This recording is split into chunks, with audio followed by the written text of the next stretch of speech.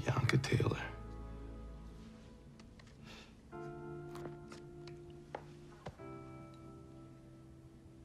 Will you marry me? Belakangan ini gue sering denger Gen Z yang suka ngeluh, gue capek hidup cuy, mau nikah aja. Well, apakah betul bahwa menikah itu adalah solusi yang tepat atau menikah malah akan menambah masalah hidup? Nah, tempo hari gue udah sempet ngepost beberapa kali tentang menikah dan selalu rame. Sebenarnya menikah itu bisa jadi menambah masalah hidup, teman-teman. Karena kalau kita cek data dari Kementerian Agama pada tahun 2021 aja, gue belum cek 2022-nya kayak gimana gitu ya. Ada 447.000 pasangan muslim yang bercerai. Alasan perceraiannya adalah karena masalah finansial dan nikah yang kepaksa alias dijodohin. Jadi entah nggak ada duit atau lu dipaksa. Belum juga alasan-alasan lain sebenarnya, kayak perselingkuhan, KDRT, dan lain sebagainya. Jadi buat lu yang pengen cepet-cepet nikah, mungkin lu mesti mikir-mikir lagi. Kenapa? Karena bukannya hidup makin lebih tenang, bukannya lu dibiayain, justru malah makin pusing karena banyak masalah atau diselingkuhin. Kita semua tahu nikah itu butuh persiapan, ya kan? Tapi kenapa sih banyak orang yang mungkin maksain buat nikah padahal belum siap? Di video kali ini gue bakal ngebahas tentang seberapa siap lu untuk menikah, dan apakah nikah muda sama dengan celaka, dan apa yang harus lu siapin biar pernikahan lu bisa lebih mantep. Dan yang gue omongin di sini bukanlah pesta pernikahan guys, karena kalau pesta pernikahan sih sebenarnya bisa jadi bodo amat, tapi justru semua aspek cuy, mulai dari pestanya sampai dengan kehidupan lu setelah menikah. So tonton video ini sampai habis biar lo bisa dapet jawaban lengkapnya, oke?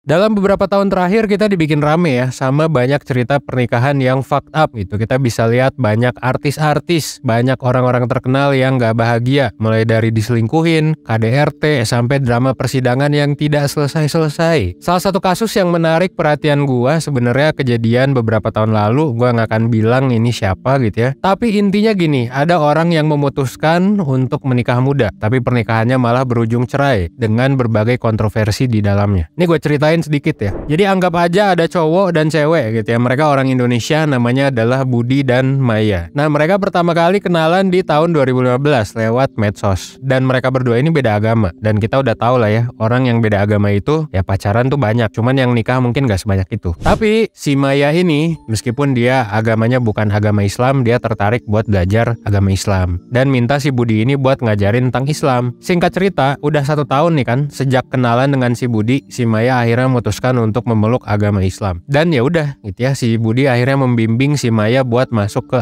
agama tersebut. Katanya sih si Budi ini tertarik sama si Maya, tapi si Budi belum kepikiran buat menikah. Si Budi ini ternyata usianya tuh masih 17 tahun cuy. Ya kali 17 tahun lu udah nikah. Nah, keraguan si Budi ini direspon berbeda sama keluarganya si Budi. Keluarganya si Budi tuh ya udah, lu kalau mau kawin ya kawin cuy. Lu segera aja nikah sama si Maya. Uniknya si Budi ini cuma dikasih waktu 30 menit sama keluarganya buat mempertimbangkan nikah atau kagak. Karena kagak punya waktu banyak, si Budi ini pun yakin gitu. Oh ya udah, gue yakin aja dah dia atas keputusan keluarga gue. Dan kemudian dia langsung mendatangi rumah keluarga Maya untuk melamar. Dan ya udah gitu ya, beberapa bulan akhirnya ya akhirnya lancar gitu ya. Beberapa bulan sebelum menikah, si Budi ini menjalani serangkaian persidangan di pengadilan agama gitu ya, untuk menjelaskan kenapa lu masih 17 tahun tapi lu mau nikah. Dan setelah itu ya udah akhirnya mereka menikah. Nah, pernikahan mereka berdua ini katanya sih sempat viral di mana-mana. Banyak yang bilang kalau mereka berdua adalah ikon pasangan muda yang didambakan oleh banyak remaja. Ya wajar sih ya gitu, banyak yang mendambakan karena ya tentu di media kita pasti melihat yang manis-manisnya saja. Kayak ya keluarganya harmonis, latar belakang keluarganya juga baik gitu, terus nikahnya muda, sudah siap gitu ya, didukung keluarga. Apa yang kurang dari pasangan ini? Nah, singkat cerita, sudah bertahun-tahun gitu ya, hampir nggak pernah ada gosip miring tentang pasangan ini. Sampai akhirnya tiba-tiba di pertengahan tahun, beberapa tahun kemarin, si Maya tiba-tiba mengupload si postingan si sosmed dengan stiker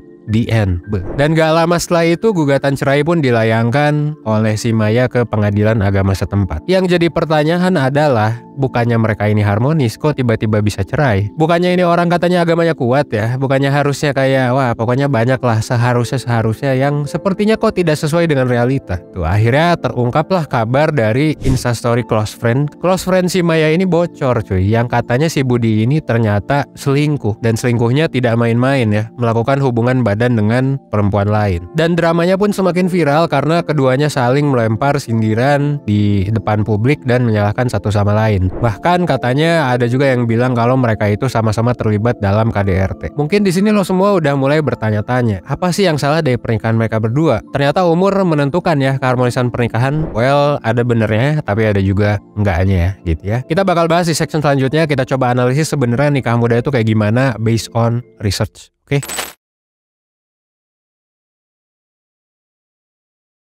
Oke, kita coba belajar dari kasus yang udah gue ceritain sebelumnya. Dari kasus sebelumnya kita bisa tahu kalau pasangan itu sebenarnya punya reputasi yang baik di sosmed, punya latar belakang yang baik, punya keuangan yang oke juga. Tapi ternyata baik, kaya, didukung oleh keluarga ternyata tidak cukup untuk memulai, membangun, dan mempertahankan pernikahan. That's why ternyata banyak aspek yang harus dipastikan dulu, harus lo make sure dulu kalau sebenarnya lo udah bener-bener siap buat menikah. Meskipun lo udah punya duit, meskipun ternyata lo baik orangnya dan pasangan lu juga. Nah, ada beberapa tanda-tanda gitu ya untuk orang yang belum siap menikah gitu. Ini adalah pertanyaan-pertanyaan trigger yang bisa lu tanyain ke diri lu sendiri. Lu pause aja ya untuk lu lihat pertanyaan trigger ini lu ngejawabnya bener atau enggak. Coba direfleksiin. Nih gue bakal tunjukin pertanyaan-pertanyaan buat nge-trigger lu.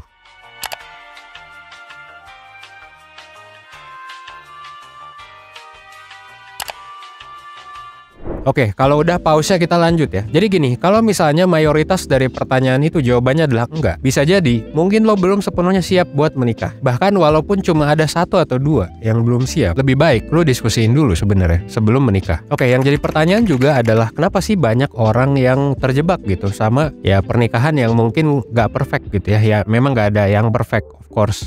Oke, kita bahas di section berikutnya sebetulnya. Apakah lo udah siap atau belum?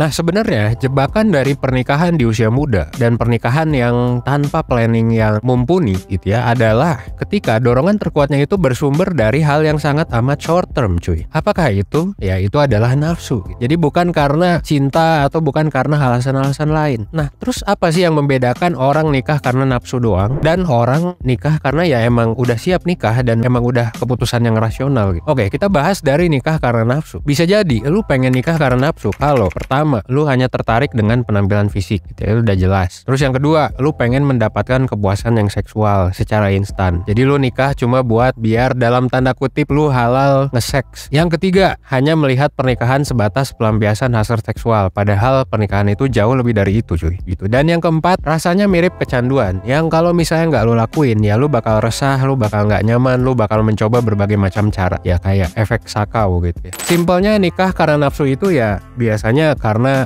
lu pengen melakukan seks gitu, bukan karena lu pengen membangun rumah tangga masa depan. Ya sebenarnya nggak ada salahnya sih lu mau seks gitu ya, tapi jangan lupa juga gitu ya ada beberapa faktor lain gitu. Kayak misalnya yang pertama, nikah itu baiknya dibangun atas dasar komitmen dan kepercayaan. Terus yang kedua, lu juga harus nyambung ngobrol, lu juga harus nyambung dalam berbagai hal. Jadi bukan cuma secara fisik tapi juga secara emosional. Bahkan nanti ada faktor lain kayak finansial gitu ya, mental dan lain sebagainya. Terus ada juga perasaan aman dan nyaman ketika bersama pasangan, dan ada dorongan yang kuat juga untuk lu terus-terusan nih sampai nanti lu tua gitu, lu pengen sama pasangan ini untuk ngebangun masa depan lu bersama. Nah di sini kan berarti harus ada kesamaan visi dan lain sebagainya. Nah mungkin ada dari lu yang nyalah-nyalahin gua gitu, emang kalau orang punya hasrat seksual kenapa bukannya jadi halal dan bagus daripada misalnya lu berhubungan seks di luar nikah? Well ya nggak ada yang salah sih dengan itu kan wajar ya, manusiawi gitu. Bahkan kita udah tahu lah hubungan seks di luar nikah itu udah sangat wajar lah terjadi gitu, terlepas dari lu menganggap itu benar atau enggak. Tapi ya kalau lu nikah hanya berdasarkan nafsu, ya menurut gue jelek sih gitu ya. Jangan dijadiin landasan utama karena banyak banget kan alasan-alasan lain buat menikah dan juga banyak pertimbangannya gitu. Dan kalau cerai itu rugi banget lah. Kemarin juga udah sempet dibahas gitu ya di webinar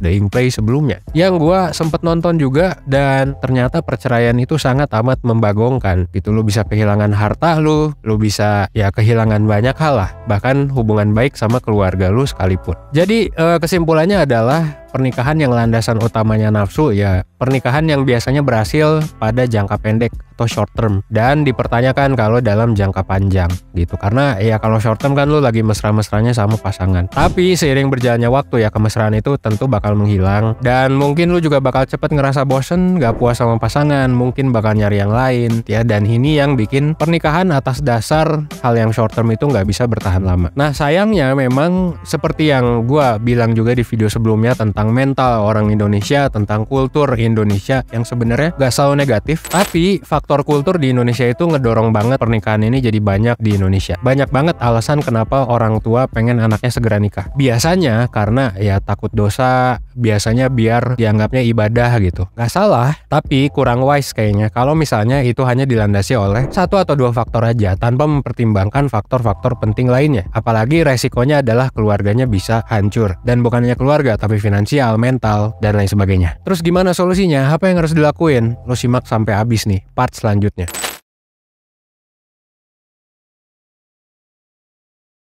Kalau misalnya lu sekarang ngerasa pengen nikah tapi bingung apa yang harus disiapin, ada 5 poin yang mesti lu siapin betulnya. Pertama, komunikasi. Komunikasi jadi kunci terpenting untuk menentukan kesuksesan hubungan. Tiap pasangan dengan skill komunikasi yang baik ditemukan punya tingkat kepuasan yang tinggi dalam pernikahan. That's why buat lo yang udah punya pasangan, coba komunikasikan dengan baik ya tentang alasan lo menikah dan lain sebagainya. Dan juga coba lu lihat pola-pola komunikasi lu yang mana yang toksik, yang mana yang tidak gitu. Nih lu bisa cek lah di IG 1% udah banyak gitu ya, di YouTube 1% juga udah banyak tentang ya cara-cara komunikasi gitu. Dan coba diskusi sih, kira-kira kalau misal belum ideal apa yang bisa lu ubah. Buat yang jomblo ya udah, lu bisa ikut ya kelas 1% misalnya. Lu bisa ikut webinar 1% sambil lu nyari pasangan juga, karena gimana caranya menikah kalau tidak ada pasangannya. Begitu guys. Terus yang kedua, manajemen finansial. Nah, uang bukan segalanya, tapi segalanya butuh uang, termasuk pernikahan. Gua pribadi ketika menikah, gua tuh males cuy untuk mengadakan pesta pernikahan, karena gua sempat habis lebih dari ya 3 digit lah, lebih dari 100-an juta. Dan itu sebenarnya sudah termasuk murah untuk ukuran ya kalau gua ngelihat teman-teman gua, kayaknya gua termasuk frugal gitu ya dalam hal menikah. Nah, itu untuk pesta pernikahannya. Belum lagi untuk rumah tangganya. Gua spend mungkin juga ya puluhan juta gitu ya buat pindah tempat tinggal, mungkin buat renov, mungkin buat ngontrak, terus beli mesin cuci dan lain sebagainya. Nah, itu perlu lu hitung juga. Ini harus diatur gitu ya biar cukup buat lu dan pasangan. Nah, bukan hanya uang doang gitu ya, tapi pengelolaannya juga lu harus selaras sama pasangan. Jangan sampai pasangan lu pengennya nikah di hotel, lu pengennya di KUA doang. Inilah hasil dari ribut-ribut di Twitter ya. Sebenarnya karena perbedaan visi aja. Ada yang nikah di KUA terus happy, terus ada netizen yang julid gitu. Alah, ini lu jas lu jelek gitu. Nah, itu kan terjadi karena perbedaan pandangan. Jangan sampai perbedaan pandangan ini terjadi dalam satu keluarga gitu. Kalau netizen sih mungkin bisa bodo amat, tapi kalau lu dan pasangan lu berbeda, nah ini harus dikomunikasikan. Yang ketiga, problem solving. Nah, ini jadi pasangan yang punya skill problem solving yang efektif itu punya tingkat kepuasan pernikahan yang tinggi. Kenapa ini jadi penting? Karena ya nikah itu pasti banyak masalahnya ya, dan masalahnya kalau dalam konteks gua ngerasa ya kalau gua sama pasangan sih udah cocok, tapi ketika gua diketemukan dengan situasi lain, misalnya pesta pernikahan dan lain sebagainya, ya masalah akan tetap muncul gitu meskipun lu udah cocok sama pasangan. So lu harus bisa problem solving. Yang keempat, emotional intelligence. Ini jadi ketenangan dalam hal, bukan ketenangan doang sih ya, kemampuan untuk memanage si emosi. Jadi lu juga harus bisa memanage daily gitu ya, daily life lu, dan bahkan kemampuan lu dalam jangka panjang dalam mengelola emosi. Dan yang kelima yang menurut gua paling penting adalah, juga menurut riset salah satu faktor penting, yaitu adalah visi dan misi gitu ya. Semakin banyak value dan visi yang sama, maka mereka akan semakin puas dengan pernikahannya. Tapi gue juga mau nanya sih, menurut lo gimana? Atau mungkin lo punya pengalaman menarik dari perspektif lain yang bisa lo ceritain? Coba lo ceritain di kolom komentar aja ya.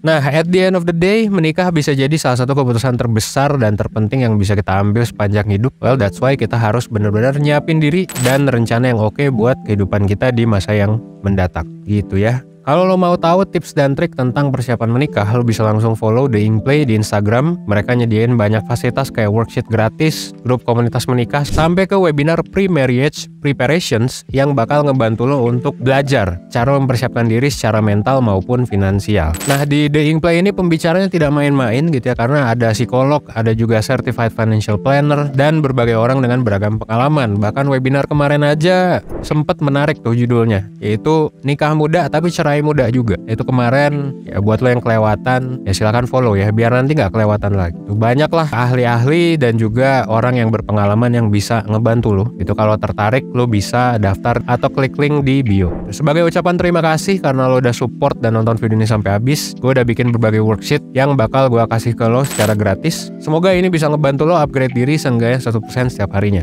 Well, that's all. Gue Evander 1%. Well, thanks.